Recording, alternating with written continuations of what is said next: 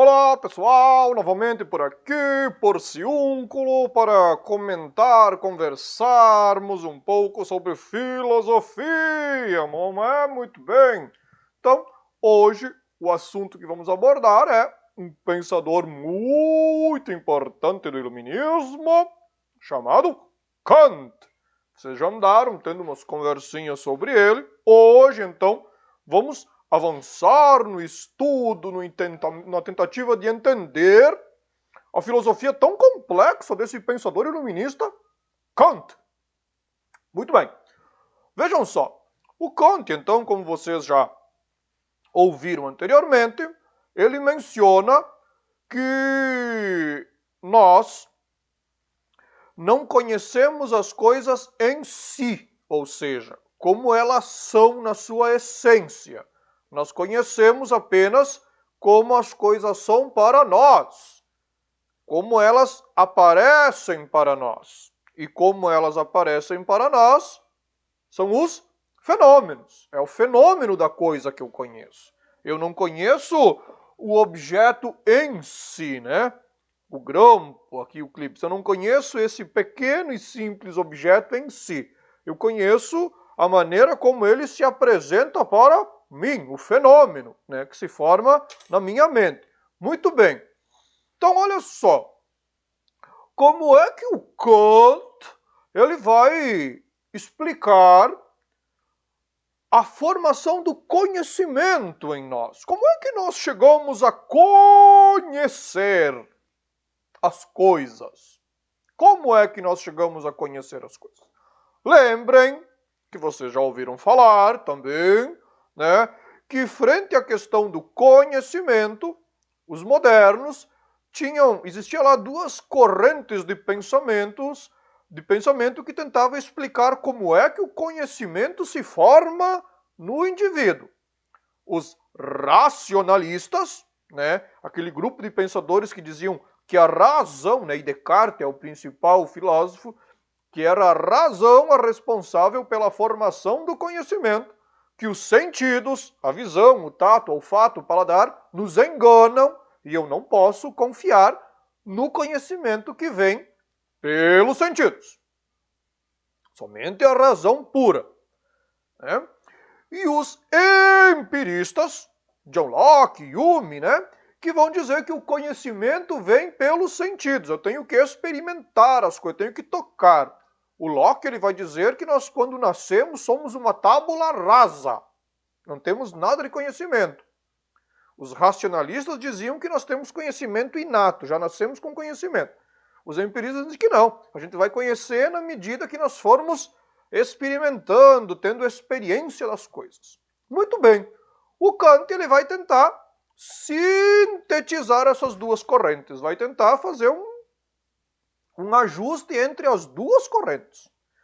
Muito bem.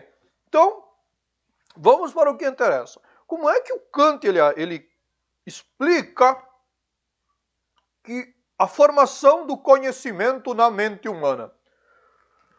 Kant vai dizer que o indivíduo ele é portador de duas estruturas: a sensibilidade e o entendimento. Entendeu? Sensibilidade e entendimento. O que é a sensibilidade? A sensibilidade é ou são os sentidos. São as impressões recebidas, as sensações que nós recebemos. Ou seja, quando eu vejo alguma coisa, né, eu tenho uma impressão, eu formo um fenômeno em mim. Eu não consigo capturar a coisa e colocá-la dentro da minha cabeça, na minha mente, não. Opa, olha ali até, oh, meu cabelinho, né? Eu olho a coisa e introduzo em mim o fenômeno. É o fenômeno que fica guardado na minha mente. É uma sensação. E a sensibilidade, ela faz o quê? Ela vai contextualizar todas essas impressões que eu capto através dos sentidos, ela vai contextualizar no espaço e no tempo. que é contextualizar no espaço e no tempo? Contextualizar no espaço e no tempo significa que eu, sempre quando eu recebo uma impressão de algo, eu coloco essa coisa, esse objeto em um lugar, num espaço e num tempo, em um momento.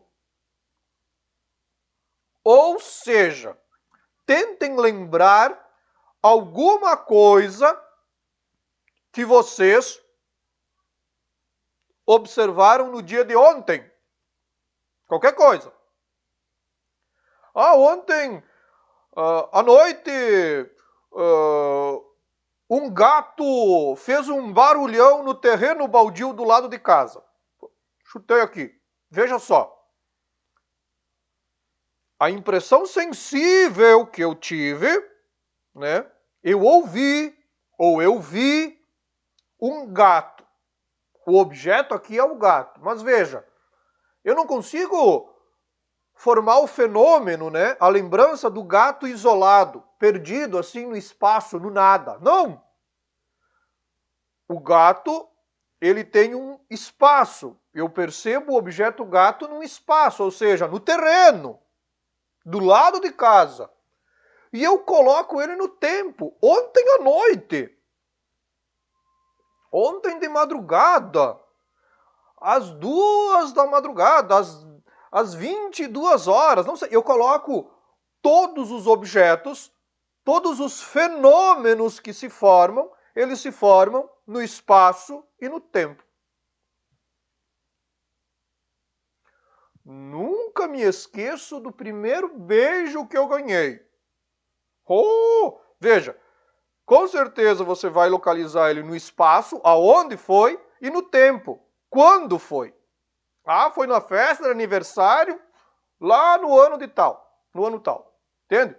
Eu localizo tudo no espaço e no tempo. E quem é responsável em mim para formar essa noção de espaço e tempo é a sensibilidade. Aí o Kant ele vai usar uma palavra muito interessante. Ele vai dizer que a sensibilidade ela é a priori.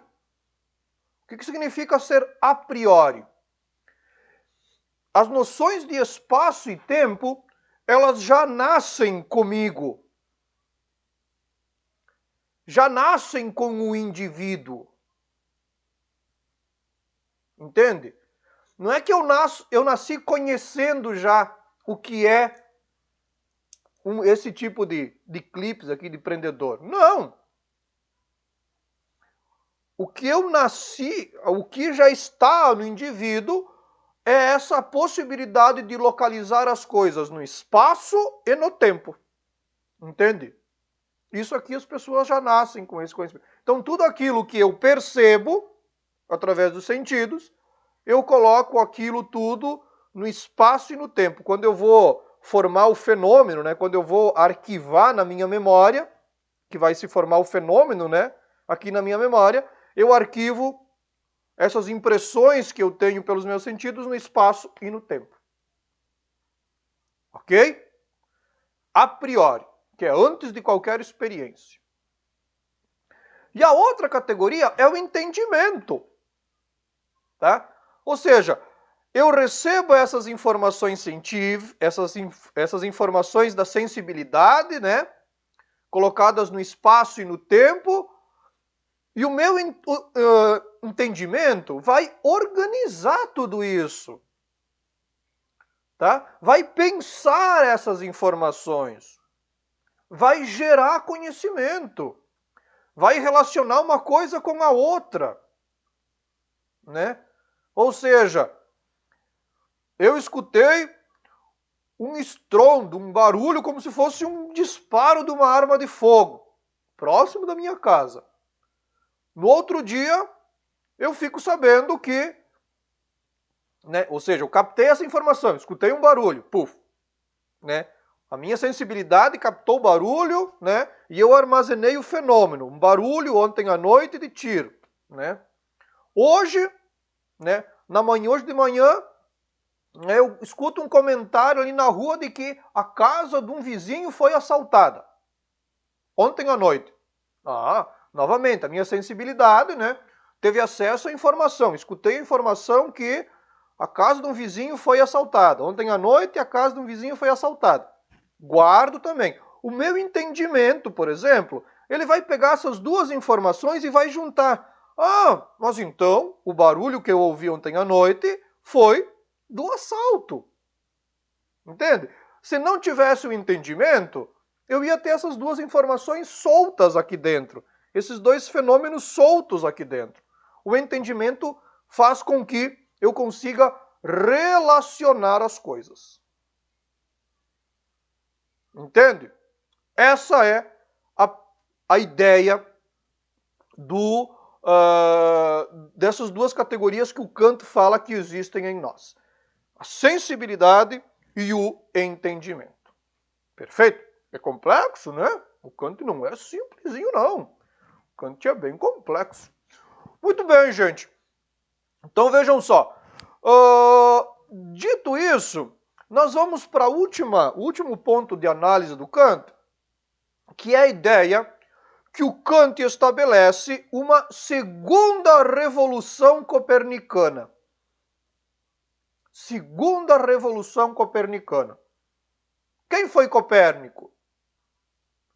Que revolução Copérnico proporcionou? Vocês viram isso ano passado, já acho, né? Que revolução o Copérnico proporcionou? O Copérnico é aquele cara, né, que negou o geocentrismo. Aquela teoria que dizia que a Terra é o centro do universo e tudo gira em torno da Terra. O Copérnico ele disse nada disso. Quem é o centro de tudo é o Sol e tudo gira em torno do Sol. Meu Deus, foi uma revolução naquela época isso, né? Foi uma revolução, ninguém, né? Mas meu Deus, como é que pode o Sol ser o centro? Ou seja, ele inverteu o que era o centro, ele vai dizer, agora não é mais, não é a Terra o centro, é o Sol o centro. Ele inverteu a centralidade do universo. Então essa foi a Revolução Copernicana. Kant vai estabelecer a segunda Revolução Copernicana. O que significa que o Kant estabelece a segunda Revolução Copernicana? É que, até aquele momento, se dizia que o centro do processo de conhecimento era o objeto. O objeto era o centro do processo de conhecimento. A coisa em si era o centro do objeto de conhecimento. O Kant ele proporciona a segunda revolução copernicana quando ele afirma que o centro do processo do conhecimento não é o objeto, é o sujeito, é o indivíduo que pensa, que observa as coisas, que forma o fenômeno e que com a categoria do entendimento gera o conhecimento. O centro do processo do conhecimento não é o objeto. O centro do processo de conhecimento é o indivíduo, é o sujeito, né? Essa é a revolução. Assim como Copérnico tira a Terra do centro e coloca o Sol, o Kant tira o objeto do centro e coloca o sujeito, coloca o indivíduo. E vai dizer que ele sim é o centro no processo de conhecimento. É ele que determina, né? Por quê? Porque se o centro, se o conhecimento estivesse no objeto, todo mundo ia entender esse objeto da mesma forma. Fato é que não é todo mundo que vai entender esse objeto da mesma forma. Uns vão entender de uma maneira, outros vão entender de outra maneira. Por quê? Porque depende de cada indivíduo, da percepção que eu tenho do objeto, de como o fenômeno desse objeto se forma na minha mente. Dependendo de como ele se forma na minha mente, eu vou ter uma perspectiva diferente do objeto. Ok? Um grande abraço a todos, espero ter contribuído com vocês e até a próxima. Um grande abraço do Porciúncolo.